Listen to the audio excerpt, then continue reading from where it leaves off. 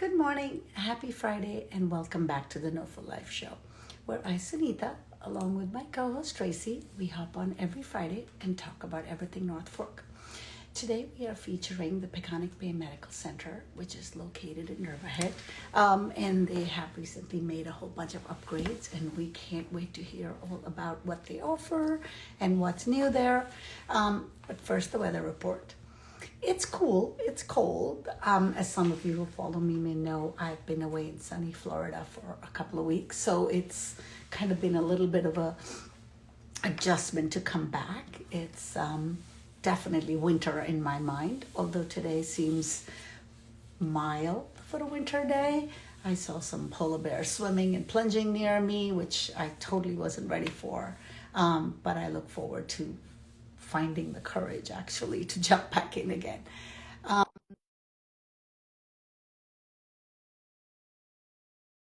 Carolyn from Lovely in Kitchen will be filling in as guest co-host, and I'm excited to chat with her.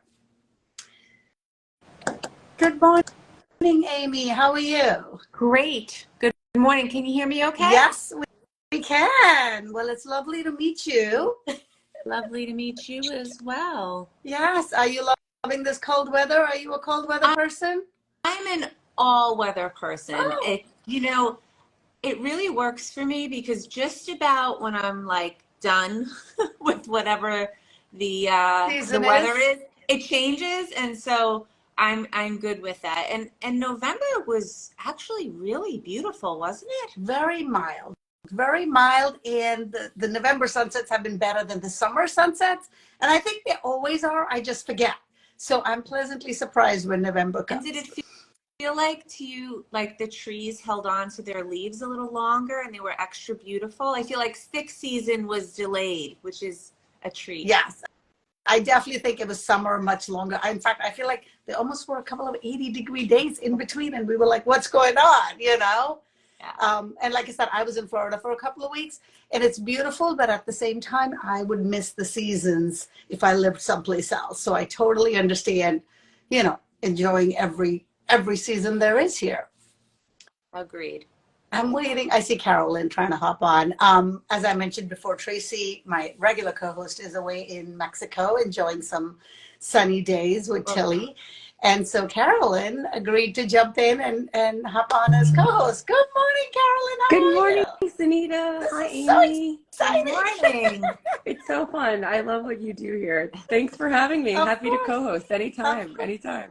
Of course, before we jump into Peconic Bay, for those of you who don't happen to know Carolyn runs and owns Lovely in Kitchen on Love Lane in Mattatuck, and she also hosts her own podcast, showcasing businesses and behind the scenes and what it takes to succeed in business. So thank you for being part of the conversation today. My pleasure. All right, let's jump in, Amy. Tell us all about who you are and your role at Peconic Bay Medical Center. Okay. Well, I am born and raised on Long Island in Suffolk County. I am a hockey mom. So for me personally, I'm a nurse. I've been a nurse since 2003, working in various roles, which have been so wonderful and exciting. Nursing is just a fabulous career. On the side, I'm a hiker, backpacker, and triathlete. And that's me in a nutshell. So very outdoorsy. I like it. I am. That feeds my soul and replenishes my cup when need be. Also good food, by the way. That's the other thing. And what's really nice about being outdoorsy and active is it helps with the food thing. Well, if you have it's all about the balance, right? If you haven't met Carolyn has some good food. So I am aware. Actually, Peconic Bay, we have a team of, I think it's up to 17 individuals who are going to do the Stuff to Slay 5K in Cutchogue. I think it's next week, or it's maybe a weekend from now. And our tradition has become to go to Lovely in Kitchen after that. Oh, to, nice. Stuff my God, ourselves. that's great. So looking forward to that next weekend. Oh my God, so Yeah. fun. Thanks for coming. I'll have to stop by and say hi if I'm not there. Okay. So tell us a little bit about Peconic Bay Medical Center and what you do and what you offer there. Okay, so Peconic Bay Medical Center is a very comprehensive hospital at this point in time. At its core, what I'll say, what's really cool about it is, and unique, is that it's a community hospital and a true community hospital by virtue of its location and by virtue of the fact that most of our team here live here. They live close. And so this, the level of care and compassion and passion that they bring to work every day really comes through because they are taking care of their friends, their family, their neighbors, and their loved ones. So that really shines through, and I think that's what sets us apart. And you know, we're building lots of things, and we're expanding from an ambulatory network standpoint, which means the doctor's office is out in the community, right? Because we believe care close to home is really important. But the most important thing is the people. And our people are second to none, in my opinion. It's certainly the best team that I've ever worked with in my 20 plus year career now. So that's it in a very simple form. From when we get into the details, from Riverhead through Greenport, we have a lot of people out there taking care of people. I talk about primary care as something that's so important, and I'll use this time to plug. If you don't have a relationship with a primary care physician or nurse practitioner or physician's assistant, because they can do a fabulous job also, get one. Invest in that because they truly are the key to prevention. We have such advancing technology and we're learning every single day how to prevent bad things from happening to people. And you know, I've been caught saying if I could have an empty hospital, I'd be very happy. I know that's never going to happen, but if we think of that as our goal, then we're doing the right thing for people, which is to prevent bad things. So I think it's 9 hospitals from here to 9 offices from here to Greenport, sprinkled throughout. And we love to be out there in the community. And then we have a whole bunch, you know, to the south and to the west also. I love the label. I love the way you described it as a community hospital. That's such an interesting term, right? Because usually you think of hospitals as, you know, not necessarily part of the community, if you will. Like a little First of all, anonymous. no one wants to go there unless they have to, right? Yeah. Mm-hmm. And like you said, I guess you guys feel the same. You'd much have an emptier hospital than a full hospital. I also appreciate your outlets because it must be a pretty stressful job. One of the one of the things that we say to kind of keep our sanity when things are really crazy is this is not life or death. We're selling omelets and eggs with love, and it's important, but you know, we like to keep things in perspective. And your role is very different because it is very life or death with what you're dealing with. So I appreciate that role must have its pressure, and it's cool that you said right off the bat how you've found that balance and also preaching practicing what you preach by keeping yourself healthy and focusing on your activity. Because did you complete an Ironman as well? 2, yes. Whoa. So cool. I did, yeah. And I have to tell you, the best part about it has been others who have kind of joined me in some of these activities. Like Wow. I said, 17 of us racing that 5K in next weekend, and that's not. It doesn't matter who gets to the finish line first. Yes, I am admittedly competitive, but it's not about that. It's about getting moving because I agree with you. We have to practice what we preach, and activity and eating well is super important. And I'll give another plug for our kitchen here at Peconic. If you do have to be a patient in a hospital, the old hospital food thing is gone. Oh, actually, I've heard so that, we have actually. fresh produce here. We don't even have a freezer. It's all fresh meats, produce, fish. I mean, it's actually, we have a hard time. Sometimes people don't want to leave because the food is so good. That's So great. they want to invite their loved ones in to have some food with them here in the hospital. So at times we actually give food to go because we actually need the bed for another patient who's waiting. So, in your experience, I know there's probably so much work to do as far as education, what you had mentioned in that preventative realm, but do you find that because of the location of the North Fork and the access to farms and local vegetables and seasonal eating, do you find that you've seen people's knowledge a little bit around what they're eating? Do you find that just in the location of the North Fork that's something people are privy to, or do you think there's still a lot of work to do as far as like nutrition and exercise? I think there is still a lot of work to do, and it's, the access to the freshness of the North Fork, I think definitely helps. But we still have pockets of individuals who are struggling, week to week, and they're making tough choices between healthy foods, medications, oil, the challenges of today.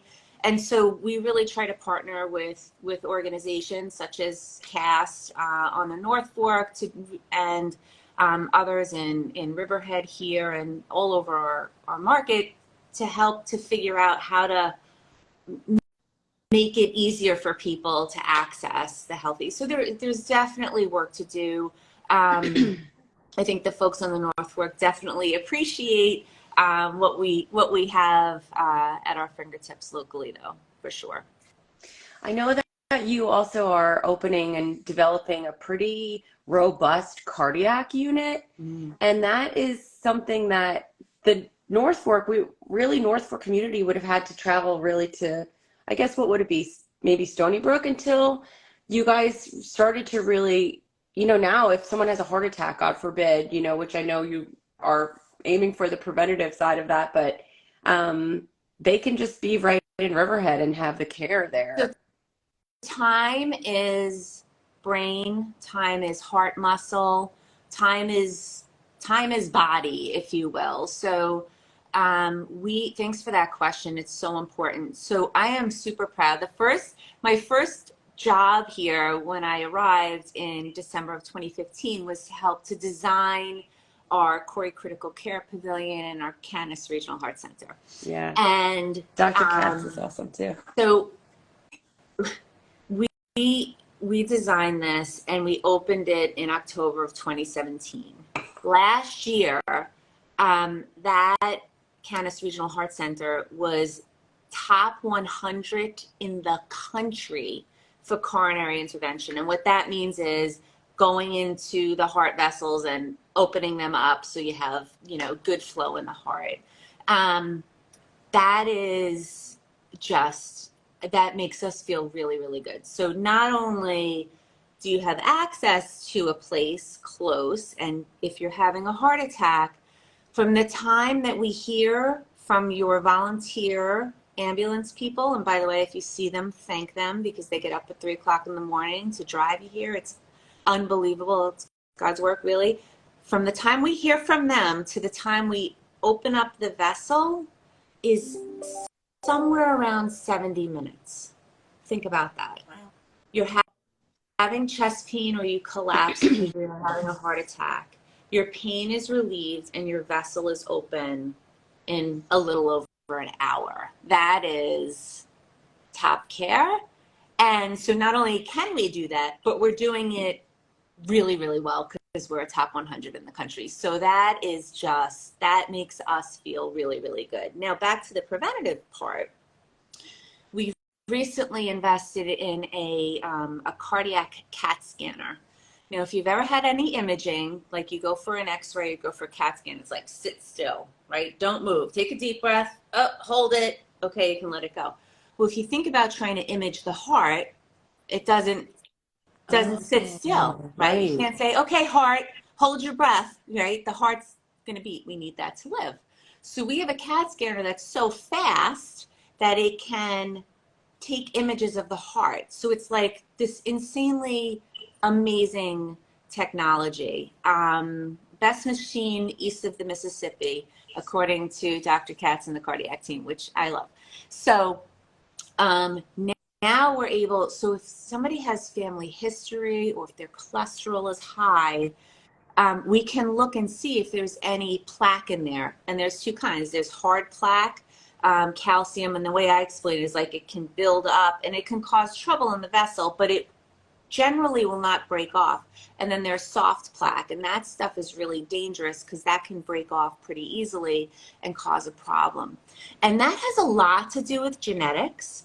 So when you see or hear about a healthy, fit type of runner, if you will, that has a sudden heart attack, it's generally because genetically they have something that creates this soft plaque. So, but we can see it now. And that is life-saving. You may have read our Chief Operating Officer, Artie Crow, brought his wife in. There was a family history there. And she came in and she had a potentially, in the very near term, deadly plaque that we saw on this CAT scan, brought her to the cath lab, intervened, and the problem is saved your life. Yeah. Saved your life.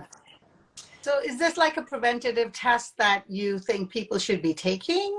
I think that anyone who has a family history, anyone who's had a mom, a dad, a grandfather, aunt, uncle who has died suddenly of a heart attack, especially at a young age, yes, for sure. And then great others, advice. depending on their risk factors, they should definitely see one of our cardiologists and have a conversation with them about it. And strongly consider it in collaboration with them. And then right? Yeah. If it's something that you're worried about, then I just had this conversation with my sister-in-law actually recently. Yeah, it's very, very important. Why not prevent it? Wow.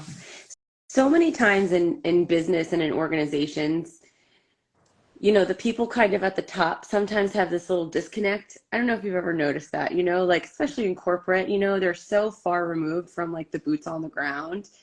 And it's just like you're so knowledgeable and so right in the front lines, and the director, it's like what a great person to have in that position, because you just have like the experience. Like it's like this is what we need in leadership, I feel like, is the people who understand issues, care about the issues, and are like in the right place it's like really, it's amazing to see that. Oh, that is so sweet of you. Thank you very much for saying that. Well, I'm a nurse, so I really do love this stuff. Yeah. I really, that's what I'm made out of, from a caring about people perspective. And I'm in the right place because I'm just surrounded by people who are that way and care really deeply. So I just consider myself super, super lucky. Really. And they are way smarter than I am, and they make me smarter and us better. You're always learning, right? It's all good. Yeah, it's so good. And we have so much more coming. We're in the process of raising, if you could believe it, $50 million, our largest campaign ever. Wow. To just bring more services to our Pool Family Trauma and Emergency Center, because we are a trauma center. And when I said time is body, that's kind of what I was referring to. And it's the same thing as a heart attack. If you have a bad car accident or anything, you fall down the stairs, farm accidents, there's all kinds of things that can happen. Older folks who fall and break a hip, you need a place close to be able to take really good care of you. And we've become a trauma center, and the number of traumas that we see every year have gone up. We've had some just amazing saves. Officer Sponson has been out there in a lot of our publications. He's been so generous with his time and coming back and talking to the team and talking publicly about his experience as a trauma patient. And then recently we had another very significant trauma that was also in the news. And, you know, the difference in 5 years ago to today and our ability to save that individual's life, that is just like a pause moment, like, oh my goodness, this person would not be alive. And you think about, you know, there are families kept whole. There are, you know, lives that are just different because we were able to save one. And you think about the ripple of that is just extraordinarily powerful. Yeah. So we're going to keep at it. More to come. Trauma center, and then moms, right? We've been delivering babies for a long time, but we have invested in these amazing neonatal nurse practitioners who are here 24/7, and they are like other level for me. Like I don't even like to hold a baby that's less than 10 pounds, never mind take care of a tiny one that's born with issues, and what they can do technically and how smart they are. It's just remarkable. And so they've been on board for years now, but we really need to kind of formalize our ability to take care of little ones, because I don't think a mom from Shelter Island should have to travel another 45 minutes past us for care. It's just not the right thing. And that disconnection, that time that's spent apart that could be spent together, has real implications in terms of bonding, and connection that lasts a lifetime, and it's our responsibility to address that as well. So we're working on that. So we're building a brand new center for women and infants, and women's care is not just about delivering babies. There's a whole lot of other stuff that we deal with, from menopause to breast health to bone health. And I think the women in the North Fork haven't had a lot of options and a lot of care around that, and I think it's about time to fix that. So we're working on that as well. Wow.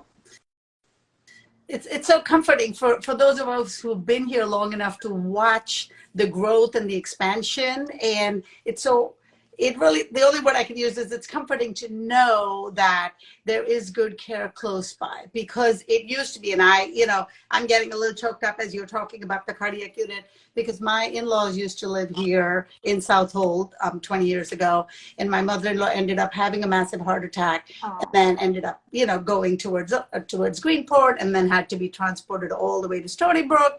And I know the time does play a factor. Unfortunately, she didn't survive, and I don't know if that was the criteria or at least a piece of it. But it's really nice to know that you have these facilities so much closer, and people can get the help they need. Yeah, that's huge. I'm sorry about your loss. Thank you. I mean, it's a long time ago, but like I said, hearing you talk is just making me feel more comfortable, and also watching the expansion of the services you offer. So it's not just one thing, it's so many things. Now, you also mentioned, obviously, the main hospital, I guess it is a hospital, right? Yeah. Is in Riverhead, but you have a whole network of smaller offices throughout the Fork. So what kind of services are offered in those offices? So primary care, which, is the foundation for all of this. We have women's health care. We have with obstetricians, gynecologists. We have, including, by the way, nurse practitioners and midwives, breast surgery, breast care. Dr. Lee, she's passionate advocate for the North Fork. We were so lucky to get her. She came out from New York City, and she's an extraordinarily talented individual, and partnered up with Dr. Shechka, who's also born and raised in Mattatuck, and lives out there and takes great care of women. Orthopedics. So you may not know that we have basically just a phenomenal team in orthopedics. We at this point do over 1,000 joint replacements every year. Wow. And so when you think about that, those are people who are walking around in pain because their hip, their shoulder, their knee hurt. And we restore them. It's just fabulous. My grandfather who just turned 93, when he was, I think he was 88, got his knee replaced here. And I'm not kidding, probably against his granddaughter's recommendation, was mowing his lawn in 4 weeks. That's great. So That's that so cool. like to keep moving, right? That's Yeah. really, and not to be in pain is super important. So orthopedics is out here. Cardiology, certainly just a cornerstone also in prevention and what we do. Yeah. And just don't blink, because there'll be another. I mean, urology, gastroenterology. You know, there was a time not too long ago when patients who needed gastroenterology, and think about prevention, right? Colonoscopies and so on, had to leave for that. And now we just have this dynamo team that can do it all right here, close to home. That's the goal. Well, and speaking of coming from New York, you mentioned so many more transplants, if you will, have arrived here in the last few years. So how has that impacted, you know, just the capacity and the number of people that are probably coming to your facility at this point? And Prior to COVID and post-COVID. Yeah, and do you guys, and like the seasons too, maybe even like the summer season too, is that like an uptick like for everybody else? So it used to be huge. It used to be that, summer's here, and it was like this, and then it went like this. It's less so now. No one's leaving. Exactly. Yeah. They don't want to go. Why would you? Well, so you have that food. Right. So I'll make a couple of comments on that. So there's a joke in the hospital, be careful when you leave for the weekend, because you may come back and your office may be turned into a patient room. So we've had areas in the hospital that literally used to be units, and then we built on, and now we have to use them for what we call surge capacity. And so I'll just share a couple things. So we'll see close to 40,000 patients in our emergency department this year. 40,000 visits. Oh my God. When I started here, there was about 89 patients in the building every day. That's our census, right? Average daily census. At points, that is more than double now. And that's not in July. That's in October, November. Wow. So what we're seeing is a confluence of a couple of things. One, people moving out here. Two, people trusting us more and coming to us more, because the reputation has really shifted. When I was a nursing student, I came here to help paint the emergency department, if you could believe that, when Amy Loeb first started here in 2001. As a Habitat for Humanity volunteer project, I came. And at that point in time, the reputation was not so stellar. And we started orthopedics, and things started to change, and now we've added these services, and they're top notch. So people moving out, reputation changing. And three is we're able to do more things. So whereas we used to transfer thousands of patients, so even if they did come to us because the ambulance brought them, we would have to move them to another hospital.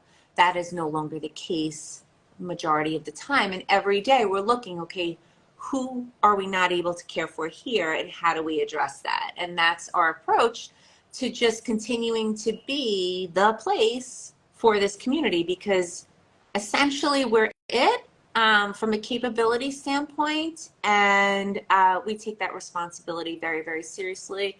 And I'm fortunate, honestly, to work for a health system that sees the value in providing care in the community where people live. That's not always the case. Many are like kind of hub and spoke, where they want to bring the work to the big place. There's a value in the community, because there's no other way to connect and prevent bad things. There are certain things we will likely not do ever. You know, you think about things like transplant, like you want those in a super special place. But for everything else, I think the sky's the limit for us, and we'll keep on climbing. That's amazing. Well, yeah. Well, I mean, I can't let you go. Wait, I have a question first. Sure. And maybe I missed remembering this. Is there a mini vineyard outside the hospital? Yeah. Because I see grapes growing outside. Are you making wine? We're not bottling it at this point in time. But it does add to the, the aesthetic. I We have to. I just figured out to ask because every time I drive past there and I see the grapes growing, I mean, I know we live in wine country, but That's funny. That sounds like an Andy Mitchell thing. It probably, yes, that's probably correct. Yes, indeed. Yeah. okay, no wine, but good food Great and good care. food. Who knows? Maybe someday research will emerge that serving good wine with the good food is good for people. I don't know, but for now, it's just the good food. Amy, thank you so much for coming on and sharing everything. I must say, from a community feedback point, I have heard many times over in the past few years how much the reputation has changed and how much more people do feel comfortable, knowing that there is good care close by. So thank you for that and all that you guys do every day to help all of us in the community. I really, really enjoyed and appreciated this conversation. It's good for me to reflect too sometimes, we're go, but to sit back and to hear the feedback and to have this conversation was good for me. And I hope it was good for your community of listeners. And I really appreciate it. And Carolyn, I hope to see you yes, that after would be the great. race. Yes, absolutely. That would be awesome. Yeah. Thanks for filling in, Carolyn. Yes, this was so fun. It was my pleasure. Anytime. It was fun. Weekend. It was so good to talk to you, Amy. Thanks, Anita. Bye.